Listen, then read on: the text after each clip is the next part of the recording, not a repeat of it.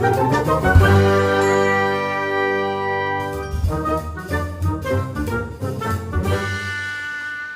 जंगल में बहुत सारे पक्षी रहते थे। वो सब एक दूसरे से बहुत मिलजुल कर रहते थे।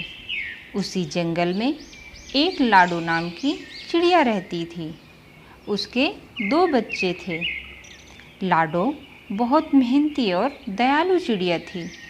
दिन भर अनाज की खोज करना और शाम को वापस अपने घर आकर अपने बच्चों को अनाज खिलाना, यही लाडो का काम था। उसके पड़ोस में एक रानू नाम की चिड़िया रहती थी। उसके भी 2 बच्चे थे। उसका घर मिट्टी का बना था, जिसकी वजह से उसे गर्मी के मौसम से बड़ी राहत मिलती थी। गर्मी का मौसम था और गर्मी भी बहुत तेज़ थी, लेकिन रानू चिड़िया का घर मिट्टी का था, जिससे उसे और उसके बच्चों को गर्मी नहीं लगती थी। लेकिन लाडो चिड़िया का घर पक्की ईंटों से बना था, जिससे उसे और उसके बच्चों को गर्मी के मौसम में बड़ी तकलीफ़ होती थी। इसीलिए लाडो चिड़िया ने सोचा, कुछ दिन हम रानू चिड़िया के घर में रह लेते हैं, और रानू चिड़िया के पास बात करने गई। रानू चिड़िया, बहुत तेज गर्मी हो रही है। हाँ बहन, बहुत गर्मी हो रही है। लाडो चिड़िया ने कहा। मेरे बच्चे गर्मी के मौसम में परेशान हो जाते हैं, तो मैं सोचती हूँ कुछ दिन हम तुम्हारे घर में रह लेते हैं।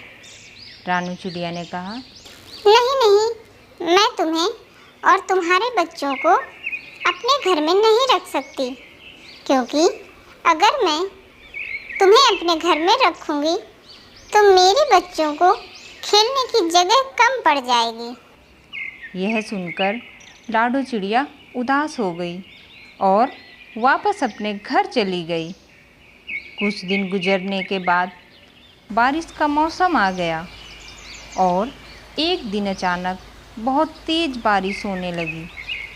3 दिन लगातार बारिश होती रही। रानू चिड़िया का घर मिट्टी का बना था। ज़्यादा बारिश की वजह से उसका घर टूटकर गिर गया। अब रानू चिड़िया बहुत परेशान हो गई और मदद मांगने के लिए लाडो चिड़िया के पास गई। लाडो चिड़िया, बारिश की वजह से मेरा घर पानी में गिर गया है। मुझे और मेरे बच्चों को कुछ दिन अपने घर में रख लो। लाडो चिड़िया ने कहा। ठीक है रानू बहन, तुम अपने बच्चों के साथ मेरे घर पर रह सकती हो। रानू चिड़िया अपने बच्चों को घर के अंदर ले गई और रानू चिड़िया को पहले लाडो चिड़िया के साथ किया गया बर्ताव याद आया और उसने लाडो चिड़िया से अपने किए गए बर्ताव की माफ़ी मांगी। लाडो बहन, मुझे माफ़ कर दो। गर्मी के मौसम में जब तुमने मुझसे मदद मांगी थी, तब मैंने तुम्हारी कोई मदद नहीं की थी। मुझे आज समझ आया है कि मुसीबत के वक्त कितनी परेशानी होती है और मुसीबत कभी भी आ सकती है। लाडो चिड़िया ने बड़े ही सहनशीलता के साथ कहा। रानू बहन, तुम परेशान मत हो। जब तक तुम अपना घर नहीं बना लेती, तब तक यहीं रह सकती हो। और इस तरह से लाडो चिड़िया ने अपनी समझदारी दिखाई।